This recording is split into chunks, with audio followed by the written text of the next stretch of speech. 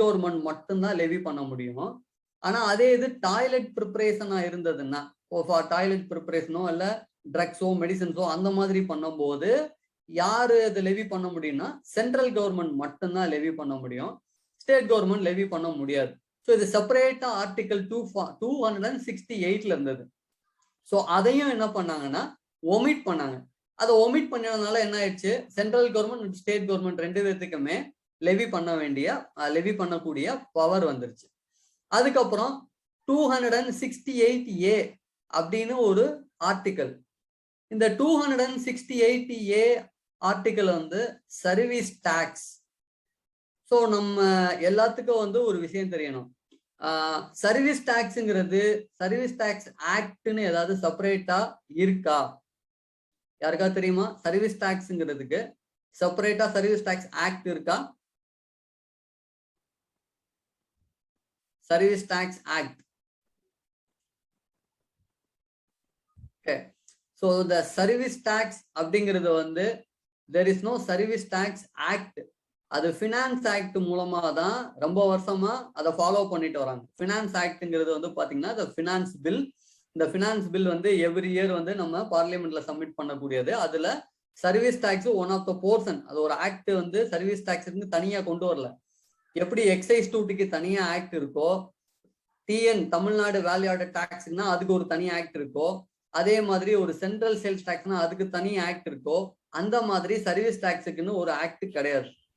அந்த ஆக்டை கொண்டு வரணுங்கிறதுக்காண்டி என்ன பண்ணாங்க அப்படின்னா ஒரு 2005ல ஒரு ஆர்டிக்கல் வந்து கிரியேட் பண்ணாங்க. 268A அப்படிங்கிற ஒரு ஆர்டிக்கல்ல இந்த மாதிரி சர்வீஸ் டாக்ஸ் ஆக்டை நம்ம கொண்டு வர போறோம் அப்படின்னு சொல்லி பிளான் பண்ணாங்க.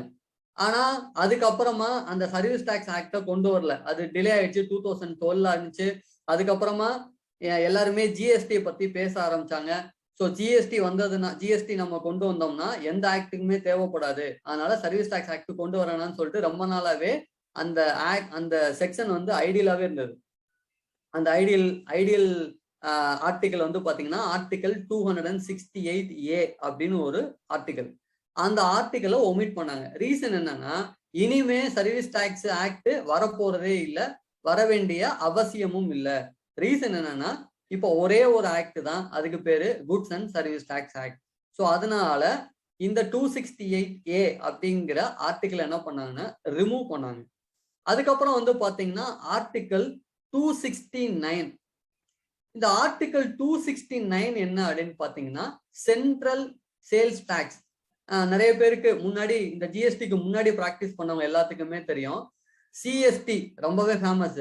ஸோ என்ன பண்ணுவாங்கன்னா நம்ம டிஎன் வேட்டுங்கிறது வித்தின் த ஸ்டேட்டுக்குள்ள சேல்ஸ் பண்ணோம்னா நம்ம டிஎன் வேட்டை கலெக்ட் பண்ணி பேமெண்ட் பண்ணுவோம். சிஎஸ்டினா ஒரு ஸ்டேட்ல இருந்து இன்னொரு ஸ்டேட்டுக்கு சேல்ஸ் பண்ணோம்னா அதை நம்ம என்ன பண்ணுவோம்னா சிஎஸ்டி வந்து கலெக்ட் பண்ணி பேமெண்ட் பண்ணுவோம்.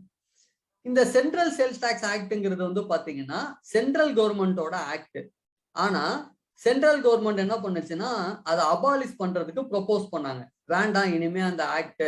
ஸோ ஹையர் ரேட் ஆஃப் டாக்ஸ்ல இருந்து 5% இருந்து ஸ்லோவா ரெடியூஸ் பண்ணி 1% கொண்டு வந்தாங்க.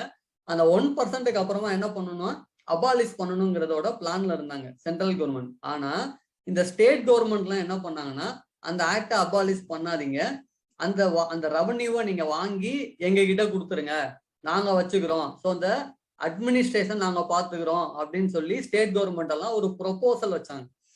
ஸோ அப்ப என்ன பண்ணாங்கன்னா சென்ட்ரல் சேல்ஸ் டாக்ஸ் ஆக்டை ரிமூவ் பண்ணல. ஸோ ரிமூவ் பண்ணாம ஸ்டில் அதை கண்டினியூ பண்ணாங்க. ஈவன் நீங்க ஜிஎஸ்டி வர்றதுக்கு முன்னாடி வரைக்கும் நமக்கு சிஎஸ்டிங்கிறது இருந்துச்சு.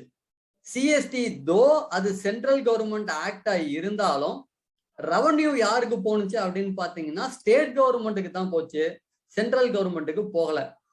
ஃபார் எக்ஸாம்பிள் இப்போ நீங்க எக்ஸைஸ் டியூட்டி கலெக்ட் பண்றீங்கன்னு வைங்களேன். இந்த எக்ஸைஸ் டியூட்டியை வந்து இந்தியால எந்த ஏரியால நீங்க எக்ஸைஸ் டியூட்டி கலெக்ட் பண்ணாலும் உங்களால சென்வாட் அப்படின்னு நம்ம சொல்லுவோம். சென்வாட் சென்ட்ரலைஸ்டு வேல்யூ ஆடட் டாக்ஸ், அதாவது ஐடிசி. இப்ப நம்ம ஜிஎஸ்டில ஐடிசி அப்படின்னு சொல்றத அங்க சென்வாட்னு நம்ம சொல்லுவோம். நம்மளால என்ன பண்ண முடியும்னா அட்ஜஸ்ட் பண்ண முடியும். அதே போல சர்வீஸ் டாக்ஸ் நீங்க கலெக்ட் பண்ணிருந்தீங்க அப்படின்னா ஆல் ஓவர் இந்தியால எனிவேர் நீங்க கலெக்ட் பண்ணிருந்தீங்க அப்படின்னா அதையும் உங்களால என்ன பண்ண முடியும்னா அட்ஜஸ்ட் பண்ண முடியும். ஸோ அப்போ நீங்க பர்ச்சேஸ் பண்றதும் சேல்ஸ் பண்றதையும் அட்ஜஸ்ட் பண்ணிக்கலாம், ப்ரொவைடட் நீங்க பேமெண்ட் பண்ணிருக்கணும், அந்த இன்வாய்சஸ் எல்லாம் இருக்கணும். ஸோ அந்த மாதிரி சில கண்டிஷன்ஸ் இருக்கு. எப்படி இப்போ நமக்கு ஜிஎஸ்டில இருக்கோ அதே மாதிரி. ஸோ அதுக்கு பேரு சென்வாட் அப்படின்னு பேரு. அப்ப all over India central government collect பண்ணி அட்மினிஸ்ட்ரேஷன் பண்றதுக்கு நம்மளால ஐடிசியை அவைல் பண்ண முடிஞ்சு. சிஎஸ்டியும் சென்ட்ரல் கவர்மெண்ட் ஆக்ட் தான். ஆனா இதே இது நீங்க பாண்டிச்சேரியில பர்ச்சேஸ் பண்றதுக்கு அவங்க 1% கலெக்ட் பண்ண சிஎஸ்டிய நம்மனால இன்புட் டாக்ஸ் கிரெடிட் எடுக்க முடிஞ்சா? முடியாது. ரீசன் என்னன்னா அந்த பணம் கவர்மெண்ட்டுக்கு போகல, அதாவது சென்ட்ரல் கவர்மெண்ட்டுக்கு போகல. அது எந்த கவர்மெண்ட்டுக்கு போனுச்சு? ஸ்டேட் கவர்மெண்ட்டுக்கு தான் போச்சு. இட் மீன்ஸ் வாட் எவர் மணி நீங்க பாண்டிச்சேரியில பர்ச்சேஸ் பண்ணீங்கன்னா அது பாண்டிச்சேரியோட ரெவன்யூ. நீங்க தமிழ்நாட்டுல பர்ச்சேஸ் பண்ணீங்கன்னா அது தமிழ்நாட்டுக்கான ரெவன்யூ. தமிழ்நாடு கவர்மெண்ட் வந்து அந்த ரெவன்யூவை வேற எந்த ஸ்டேட் கவர்மெண்ட் கூட என்ன பண்ணாது, பகிர்ந்துக்காது. சோ அந்த மாதிரி இக்கட்டான சூழ்நிலை இருந்ததுதான் இந்த சென்ட்ரல் சேல்ஸ் டாக்ஸ் ஆக்ட்.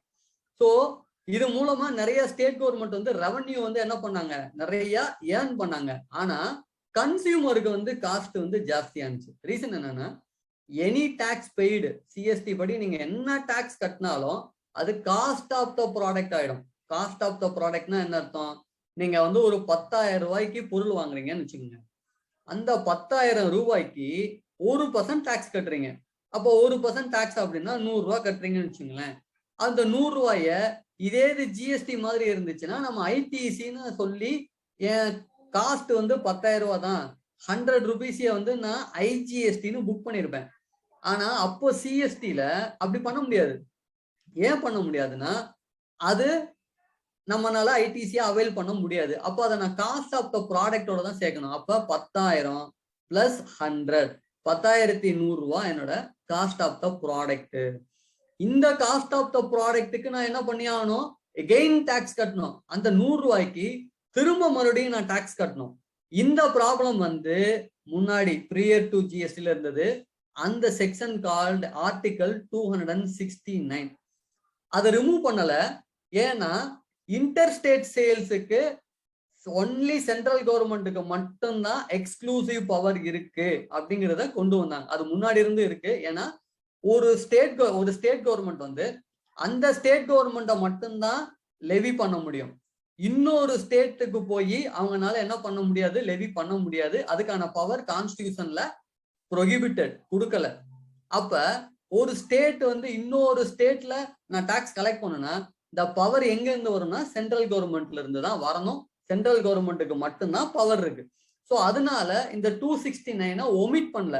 ஆனா இன்ஸ்டெட் ஆஃப் திஸ் 269A அப்படின்னு ஒரு ஆர்டிகல் வந்து என்ன பண்ணாங்க, புதுசா இன்சர்ட் பண்ணாங்க. இந்த 269A ஆர்டிகல் என்ன பண்ணாங்கன்னா inter state trade or commerce. Okay, inter state trade or commerce within the ஸ்டேட்டுக்குள்ளனா விட்டுடு, அதர் தென், அதாவது வித் இன்டர் ஸ்டேட், ஒரு ஸ்டேட்ல இருந்து இன்னொரு ஸ்டேட்ல டிரான்சாக்சன் நடக்குது அப்படின்னா அது டெஃபினட்டா சென்ட்ரல் கவர்மெண்ட் தான் என்ன பண்ணணும், டாக்ஸை லெவி பண்ணும், அதை கலெக்ட் பண்ணும், அதை அட்மினிஸ்டர் பண்ணும். அது மட்டும் இல்லாம அதற்கான ரெவன்யூ ஷேரிங்க ப்ரொபோர்ஷனேட் பேசிஸ்ல அந்தந்த ஸ்டேட் கவர்மெண்ட்டுக்கு ஷேரும் பண்ணும். அதுதான் இந்த 269A ஆர்டிகல். ஸோ அப்ப என்ன ஆக்சுவலா டாக்ஸை கலெக்ட் பண்ணுதோ அதை பேஸ் பண்ணி கலெக்ட் பண்ணிட்டு அதை அட்மினிஸ்ட்ரேஷன் பண்ணிட்டு என்ன தொகை அந்தந்த ஸ்டேட் கவர்மெண்ட்டுக்கு போக வேண்டியதோ அந்தந்த தொகையை அந்தந்த ஸ்டேட் கவர்மெண்ட்டுக்கு என்ன பண்ணும்னா சென்ட்ரல் கவர்மெண்டே பிரிச்சு கொடுக்கும். இதுக்கு பேர் தான் ஆர்டிகல் 269A. இந்த ஆர்டிகல் வந்து 269க்கு அப்புறமா என்ன பண்ணாங்கன்னா இன்சர்ட் பண்ணாங்க. இதுவும் ரொம்ப ரொம்ப இம்பார்ட்டன்டான ஒரு ஆர்டிகல். ஏன் அப்படி சொல்றோம்னா இந்த 269ங்கிறது வந்து not only central sales tax, central sales tax மட்டும் இதுல பேசல. நாம பிஃபோர் ஜிஎஸ்டிக்கு முன்னாடி வந்து பாத்தீங்கன்னா சிவிடி அப்படின்னு ஒண்ணு படிச்சிருப்போம், கவுண்டர் வேல்யூம் டியூட்டி. சிவிடி அதாவது செக்ஷன் 3 சப்செக்ஷன் 1 கஸ்டம்ஸ் ஆக்ட் படி, செக்ஷன் 3 சப்செக்ஷன் 5 அப்படின்னு 2 ஆக்ட்ல என்ன பண்ணுவாங்கன்னா கலெக்ட் பண்ணுவாங்க. இந்த 3 சப்செக்ஷன் 1 அப்படிங்கிறது வந்து பாத்தீங்கன்னா எக்ஸைஸ் டியூட்டி போர்ஷன் அமௌண்ட்டும் 3(5) அப்படிங்கிறது வந்து வேட் அமௌண்டோட போர்ஷனையும் கஸ்டம் டியூட்டியா கலெக்ட் பண்ணுவாங்க. எதுக்காக இதெல்லாம் கலெக்ட் பண்ணும்? ஃபாரின்ல இருந்து ஒருத்தர் நமக்கு என்ன பண்றாரு, பொருளை அனுப்புறாரு. நான் இம்போர்ட் பண்றேன், சைனால இருந்து இப்ப இம்போர்ட் பண்றேன்னு வச்சுங்களேன். சைனால இருந்து அந்த ப்ராடக்ட் நான் இம்போர்ட் பண்றேன். இம்போர்ட் பண்ற ரைட்டு, அது ஏன் அதுக்கு ஏன் நான் டியூட்டி கட்டணும்? ஏன்னா ஃபாரின்ல இருந்து நீங்க இம்போர்ட் பண்ணும்போது அதனுடைய வேல்யூ கம்மி. அப்ப இந்தியால இருக்கக்கூடிய அதே மாதிரி ஒரு பொருளை தயாரிக்கிறவரோட ரேட்டு அதனால பாதிக்கப்படும். அப்ப எல்லாருமே என்ன பண்ண ஆரம்பிச்சிருவாங்க, இம்போர்ட் பண்ண ஆரம்பிச்சிருவாங்க. அப்ப இந்தியால நடக்கக்கூடிய தொழில் என்ன ஆயிடும், கம்மி ஆயிடும். அத வந்து மனசுல வச்சுட்டு நம்ம கவர்மெண்ட் என்ன பண்ணணும்னா, இங்க வாங்கினா என்ன மாதிரியான எக்ஸைஸ் டியூட்டி, இங்க வாங்கினா என்ன மாதிரியான வேட்டு, இங்க வாங்கினா என்ன மாதிரியான அடிஷனல் டியூட்டி, இதெல்லாம் இம்போர்ட் டியூட்டி அப்படிங்கிற பேர்ல கஸ்டம்ஸ் ஆக்ட் படி லெவி பண்ணுவாங்க.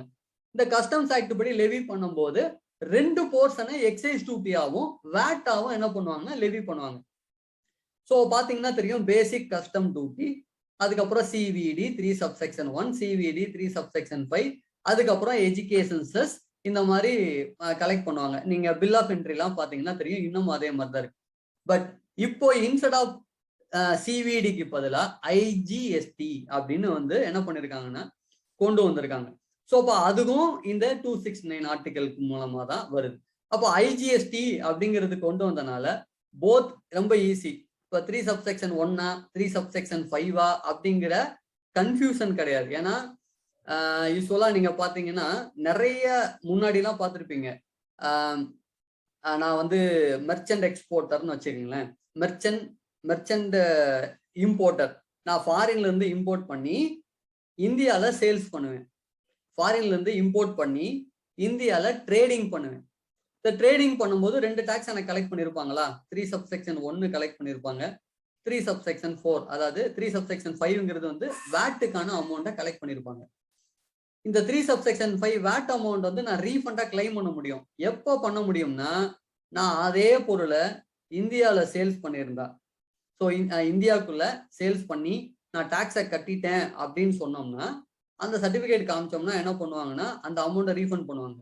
ஆனா 3(1) எக்ஸைஸ் டியூட்டி கட்டினேன் பாருங்க, அதை கிளைம் பண்ண முடியாது. ஏன்னா நான் மேனுஃபேக்சரர் கிடையாது, I am only trader. So அப்ப நான் ட்ரேடருங்கிறதுனால நான் கட்டின 3(1) எக்ஸைஸ் டியூட்டி என்னால எடுக்க முடியல. என்னால எடுக்க முடியாம போயிடுச்சு. சார் நான் மேனுஃபேக்சரர், அப்பனா நீங்க 2 எடுக்க முடியும். 3(1) படி எடுக்க முடியும், 3(5) படி எடுக்க முடியும். அப்ப இந்த ட்ரேடரா இருக்கும்போது என்னால என்னாச்சு, கட்டின 3(1) படி இருக்கிற கிரெடிட்டும் எனக்கு காஸ்ட் ஆஃப் த ப்ராடக்ட் ஆச்சு. ஸோ இதெல்லாம் எல்லாத்தையும் வேல்யூடிஷன் பாயிண்ட் தான் இந்த ஜிஎஸ்டி. ஸோ இதையுமே வந்து ஐஜிஎஸ்டிங்கிற கான்செப்ட்ல கொண்டு வந்துட்டோம் அப்படின்னா, so any one can take. ஏன்னா ஜிஎஸ்டியை பொறுத்த வரைக்கும் நீ மேனுஃபேக்சரரா, சர்வீஸ் ப்ரொவைடரா, சேலரா, அதாவது டீலரா அப்படிங்கிற மாதிரிலாம் எந்த விதமான கான்செப்டும் கிடையாது. யூ ஆர் அ டீலர், அவ்வளவுதான். நீ ரிஜிஸ்டர்டு டீலரா, அவ்வளவுதான். ஸோ ரிஜிஸ்டர்ட் டீலர்ல டாக்ஸபிள் சப்ளை பண்றியா, அவ்வளவுதான். Then you pay tax. இல்ல சார் நான் டாக்ஸபிள் சப்ளை இல்ல, then you don't want to pay tax. So இதுதான் வந்து ஜிஎஸ்டில சிம்பிளிஃபைடு ப்ரொவிஷன்ஸா கொண்டு வந்தாங்க. ஓகே, ஸோ இப்போ எடுத்த வரைக்கும் ஏதாவது டவுட் இருக்கா? இப்போ எடுத்த வரைக்கும் ஏதாவது டவுட் இருக்கா? Manimaran sir, please go out sir. ஏன்னா கான்ஸ்டிடியூஷன் அருமையா எடுத்திருக்கீங்க. அந்த டெஃபினேஷன் அந்த ஏரியாக்குள்ள நம்ம போயிடலாம் சார். Okay okay. ஸோ இதெல்லாம் வந்து பாத்தீங்கன்னா கான்ஸ்டிடியூஷன்ல எல்லாமே வரும். ஸோ கான்ஸ்டிடியூஷன்ல அகைன் ஆர்டிகல் 270, அப்புறம் 271, ஆர்டிகல் 279A, 286, இது எல்லாமே வந்து ரிலேட்டட் டு ஜிஎஸ்டி ப்ரொவிஷன்ஸ் தான். அதுல சில ஏரியா மட்டும்தான். பட் நம்ம இப்ப பார்த்த எல்லா ப்ரொவிஷன்ஸுமே வந்து ரொம்ப இம்பார்ட்டன்டான ப்ரொவிஷன்ஸ் எல்லாம் நம்ம பார்த்துட்டோம். ஓகே, ஸோ நெக்ஸ்ட் வந்து பாத்தீங்கன்னா சார் வந்து